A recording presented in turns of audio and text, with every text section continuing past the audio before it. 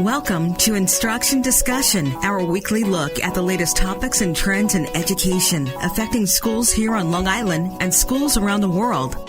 Whether you're a teacher, parent, or student, listen for tips and strategies to help you navigate the educational landscape.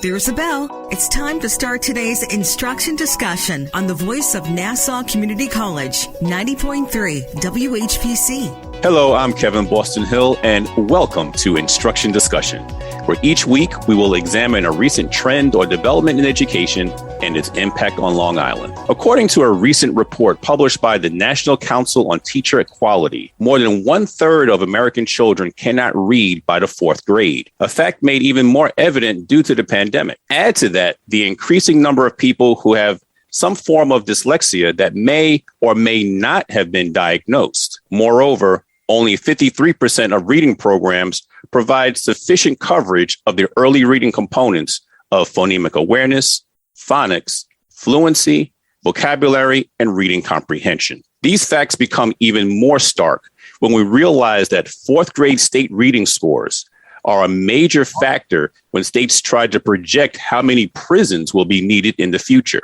Not to mention what this means in the development of our future workforce. As texts become increasingly technical, fewer people will be qualified due to an inability to pronounce and understand the materials needed to do their jobs effectively. To discuss the shortcomings of our current reading programs, as well as offer a few alternatives and solutions, today we welcome former classroom teacher, reading researcher, teacher educator, and author, Dr. Molly Ness.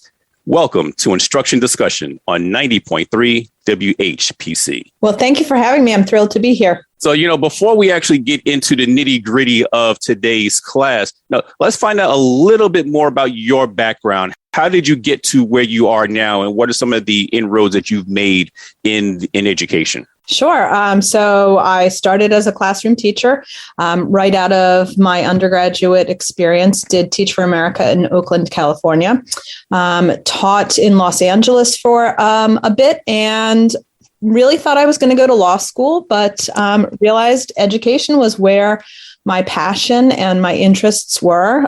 Came back east and spent 4 years at the University of Virginia, where I earned my doctorate in reading education, and for 16 years was a professor at Fordham University in New York City, and have just moved to a new position at Learning Ally, where I am the Vice President of Academic Content. Have always kept my teacher hat on in the sense of all of the writing and research and presentations and thinking that I do is always couched within what does this mean for a classroom teacher on a Tuesday afternoon in front of 26 kids. So as much as possible, I really try to translate my knowledge and understanding of literacy research and trends to the practical level. Well, thank you for that. I see that we have a few things in common as well. I too thought I was going to be a lawyer at some point, but then realized that teaching and education was my calling. And so I've been doing that now for the last, as we say, over 25 years, from classroom teacher to administration and then college professor and so forth. Thank you for providing that information for us. Talk to us a little bit about, again, your experiences teaching, especially while you were at Fordham or at other schools. How have teacher training programs prepared our future teachers to teach reading? Sure. I know it's a big topic of conversation that has come up a lot on social media and through some brilliant media coverage, things like the podcasts from Emily Hanford and work from NCTQ. I will say that I think we have a lot of work to do in terms of really fully preparing teachers for the art and science of reading instruction.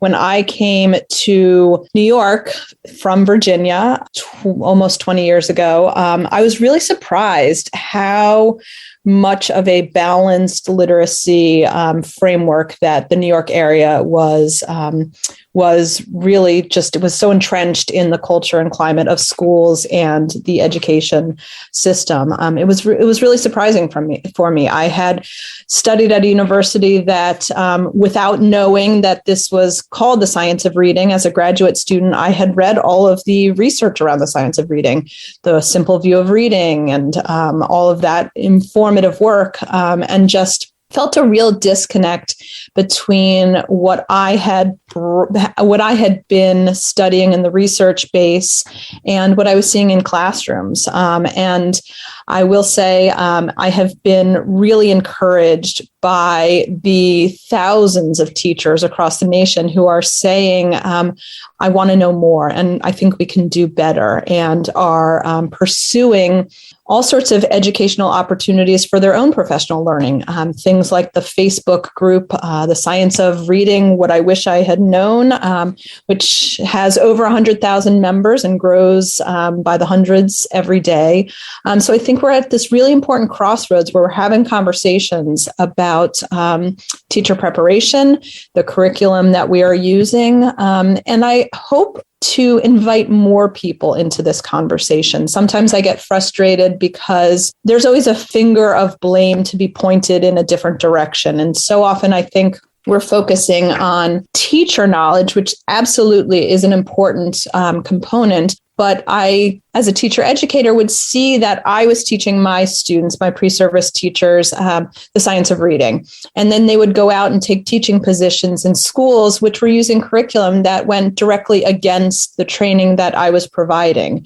And so there just seemed to be this cognitive dissonance. And until we all sort of come to the table and say, our students deserve better and we need to do better, we aren't going to make the change that we need to make. I think it's going to take school leaders understanding the science of reading, and school boards really being purposeful in how they're allotting their budget to be used in terms of curriculum, and parents who are pushing back and questioning the instructional materials that are being used in schools. So I think it's a platform that we all need to lend our voice in and really become engaged for the sole purpose of making sure our kids have the right to read and learn reading in the most effective way possible.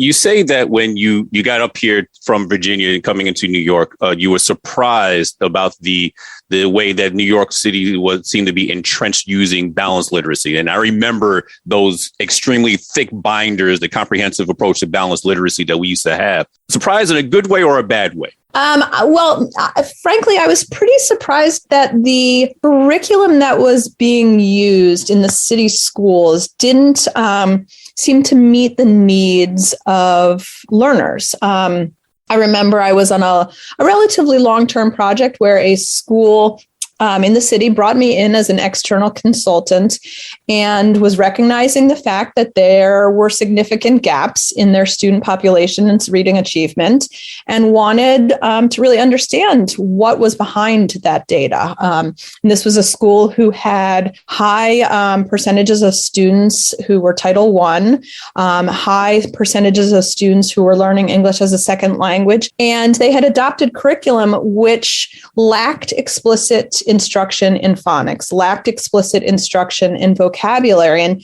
to me, it was an easy source of identifying the root problem here.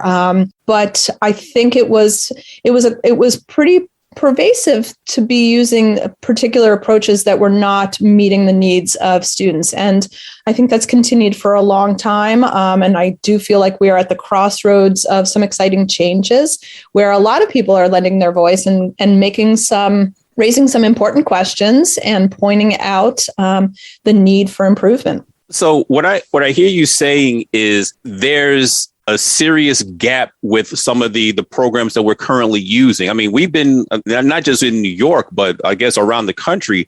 It seems like the standard bearer has been Fontes and Pinnell. That's how we grade our students. That's how we rate them and rank them as far as what their reading ability is, and their reading capabilities. So what seems to be the disconnect here? We've been using it for years. And so where's the disconnect with this program? Yeah, so it's great questions, and I really appreciated the reports out of ed reports that have come up relatively recent, looking at some really popular curriculum that are being used nationwide, units of study as well as Fontes and Pinnell, and really pointing out some gaps and some deficiencies. And I think those are important resources for every school leader, every parent to look at on their own to really investigate what are the missing components.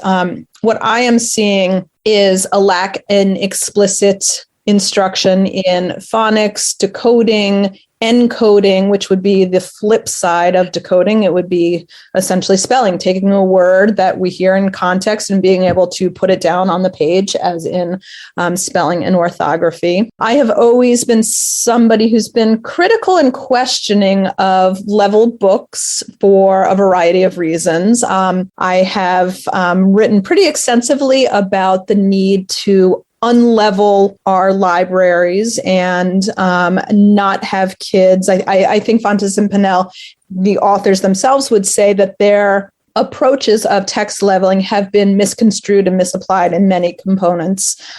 Kids are certainly not supposed to know their level. This is not supposed to be a conversation that comes up at parent-teacher conversations of your kid is a level H reader or what have you. But I have never truly understood the robustness of the leveling system. What makes a level G text any different than a level H text? And if we really understand the complex process of reading, we understand that kids have a range of text levels. Their motivation, their background knowledge, their vocabulary all contribute to their understanding of a text. And so to have kids reading at one narrow slice is a misrepresentation of the reading process. And moreover, I've always been concerned about a lack of systematic, explicit scopes and sequences of phonics instruction and phonemic awareness in a way that is effectively done by a teacher modeling, by kids having guided practice and independent practice, and then transferring those skills to texts where that particular feature is showcased, like in a decodable text. So I think there are a lot of components that are missing. And we are now at a time when we're really understanding the need for better. You are listening to Instruction Discussion on the voice of Nassau Community College, 90.3 WHPC. My name is Kevin Boston Hill, and our guest today is reading researcher, teacher educator, and author, Dr. Molly Ness. Let's talk a little bit about just how important it is to have that foundation of those 5 elements: phonemic awareness, phonics, fluency, vocabulary, and reading comprehension. Yeah, I'm so glad you brought up the importance of all 5. When I see criticism and pushback about the science of reading, I see people focusing on one narrow slice of what we understand to be the science of reading. People are sort of misrepresenting the science of reading and saying, well, it's only about phonics instruction. And yes, that's an important component of it. But we know from theoretical models like Scarborough's rope and a robust body of research that has been decades in the making that all components of structured literacy are essential to get kids to read. So it's not just phonics, it's vocabulary, and it's taking the phonics knowledge and applying it to unfamiliar words, and its fluency and comprehension, and that whole rich body of instructional maneuvers to get to fluent readers that then have cognitive energy to get to comprehension. So it's really a lot more complex than just phonics, drill and kill. We still have the ability to read aloud from authentic, reflective, engaging literature. We still have the ability to teach writing and vocabulary and all of the things that required the art of teaching. So it's not really true to say that the science of reading is just decoding instruction. Earlier, you mentioned about the Title I students and our English language learners and anyone who just may have had some kind of gap in their educational abilities. Therefore, how can this shift to the science of reading support those students, those L's and any other late bloomers, as we say, in developing and attaining those skills in those 5 areas? Well, I think a key step is, first of all, real meaningful assessment of where in the particular portions of the literacy diet kids have those gaps. Are they having gaps because of language comprehension, or do they have gaps in particular skills within the decoding umbrella? Sometimes I get frustrated when I see teachers holding up running records, or us over relying on things that are a snapshot of a child's ability to read a text at a particular level. That doesn't really help us then use assessment to inform instruction, because it's merely the snapshot of, can a child read a particular text? But it doesn't let us know, all right, here's where we need that explicit level of instruction. We need it at R-controlled vowels, or we need it at fluency, or what have you. So I think assessment that is meaningful and really authentically linked to instruction is a huge component. The other thing that excites me about the science of reading is the increased understanding about the importance of background knowledge, and how background knowledge is such a key component in helping kids make meaning of text. After all, we read for the sole purpose of comprehension. We're trying to make meaning so we can get to enjoying text and taking ideas from text and then becoming better, more proficient understanders and thinkers and writers and such.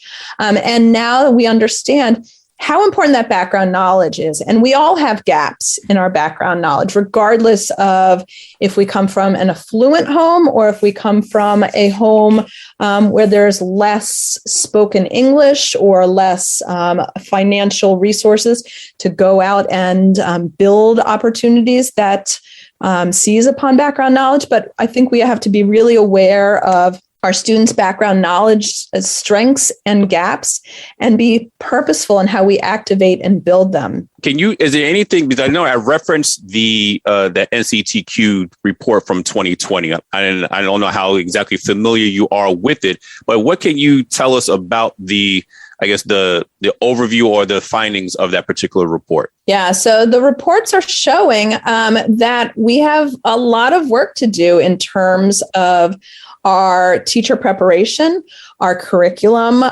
We are at a time when teachers are leaving in pretty astounding numbers, and we're going to be facing some real hard questions about who is going to fill the gaps in the teaching workforce. And so I think it's even more important for programs, schools of education, non-traditional certification programs, to really examine how they are preparing teachers to go into the classroom understanding the science of reading. And I think we also have to be innovative about how we reach out to mid-career teachers who maybe didn't get the preparation that they needed and deserved, and are saying, now, I've been in the classroom 5 years or 10 years or 15, and I need to know more. That's what excites me about all of these different webinars and social media groups and teacher-led sort of study groups where people are saying, I want to know more. And I think that speaks testaments to how hungry teachers are for increased knowledge, and how committed they are to doing better for our kids. And I liked how you mentioned earlier, and I think in one of your articles as well, that as far as other solutions that we need to start thinking about are really training the school administrators in the science of reading, because they're not just for their edification and for their knowledge of what it really is, but because they control the purse strings. Right? They're the ones who are in control of purchasing the curriculum that's coming into the school that they're going to be using. So talk to us a little bit about how that aspect of it can really impact the reading instruction that takes place in a school. Sure. I really hope schools of education will look at everybody who has a voice and a role in shaping kids as literate individuals. And that is school leaders, that's school psychologists, and really say, okay, what are we doing in those programs to give our candidates an understanding of the science of reading? And I do believe that our school leaders, our principals, our superintendents would benefit from either mid-career coursework or training in all these different online options to understand what the science of reading is and how that then translates to prioritizing instructional materials that align with the science of reading. I think we're really going to have some interesting conversations from parents as well, who are pushing school boards and saying, this is information that's publicly available. Why is my district continuing to spend money in areas that are really not producing the student gains? And so ultimately, school leaders as well as school board members are going to have to be informed and have a way to respond to parents who want better, because right now we are really benefiting from parents who are becoming actively involved. Some of that, I think, is we all became more actively involved with our kids' education as it took place at home in many ways because of the pandemic. And also some really vocal parents groups across the country, like Decoding Dyslexia, where parents are asking for better and are demanding more. And the better informed school leaders are, the better informed they are to make decisions about what is happening every day in schools, from curriculum to instructional materials to support staff, to all of those areas which trickle down into kids' reading. I'm glad you mentioned about the dyslexia, because how important is it? Because even our own in New York City's new mayor has had a form of dyslexia, and he's not shy about talking about it. And in fact, I think he's even trying to get some dyslexia identification program implemented into the school system. So how important is it that we identify dyslexia at an early age? And what can we do to support students who may have some form of it? Sure. Well, early identification, we know from years of research, is really the best step in addressing the needs of kids. We can start to see the red warning signs, the red flags of dyslexia as young as 4 and 5. And so this trend of diagnosing dyslexia in second grade or third grade is problematic for so many reasons. First of all, not only are we hurting kids in terms of their self-esteem, their confidence, their self-efficacy of their own reading development, but we're missing this critical period of brain plasticity in kindergarten and first grade, when the brain responds to effective instruction. And the further along we go, the longer we wait, the window closes more and more and more with every week that goes by. And so really that early identification, not only is it important because we certainly don't want kids to suffer, but we are missing the window where kids can really have the best chance at responding to instruction. And so early identification has to be an important part of early childhood education. Welcome to school. We're going to do some, auditory things. We're going to do some games and puzzles and riddles in the sound structure of English so that we can start to sort of screen kids and be aware of some of those risk factors and keep an eye on those kids who present them. I also noticed that you had started, or you became part of, the organization Coalition for Literacy Equity about a year or so ago. Can you tell us a little bit more about that, and how can other people kind of get involved or support? Sure. So I guess about 2.5 years ago, I read research around the lack of access to books that is pervasive, but sort of unspoken about in our country. We know that 32 million American kids lack access to books in their home, schools, and communities. That's just a staggering number. 32 million American kids. And those numbers certainly have to have gone up as the pandemic shuttered public libraries and school libraries and such. And we know that access to books has an important role in kids' literacy development. So I started this podcast to bring awareness to that issue and also to showcase the innovative people and programs who are working to get books into the hands of kids. And what I found is that all of these programs, as innovative and engaging as they were kind of operating in silos and in many ways, either replicating or sort of taking away from the efforts of their neighbors down the street who are doing similar work. And so the coalition is meant to bring together all of these literacy advocates across the country who are working to get kids more engaged in reading, to build cultures of literacy within communities, to get access to books across not only under-resourced communities, but often overlooked populations. And what I mean by that is kids who may not have access to books and reading culture because their parents are deployed or incarcerated, or they don't see themselves represented in books. And so the coalition is meant to be this national alliance of people who are communicating about this issue, are collaborating to push the national agenda forward, who are pushing out research and getting grants to learn more and to do more. And we just launched it. People can find out more at www.litequity.com. And we are thrilled to launch a calendar of events to bring together these literacy advocates from across the country. If you had one thing to leave our audience with regarding the importance of the science of reading, what would that be? So I would want people really to understand that the science of reading is not a trend. It's not a fad. I think in education, we have a long history of sort of grabbing the thing that looks shiny and new. And then as it gets a little duller, we move on to the next thing. And so I think there is a skepticism and people saying like, oh, we'll move past the science of reading in the next 3 to 5 years. We'll be on to the next thing.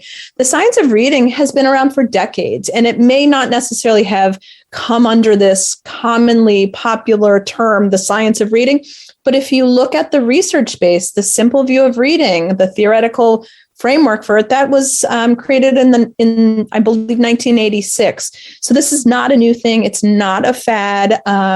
It's not a political agenda, and it has a robust research basis behind it. And finally, I would want people to know its effectiveness, that it is not pushing just this narrow slice of phonics.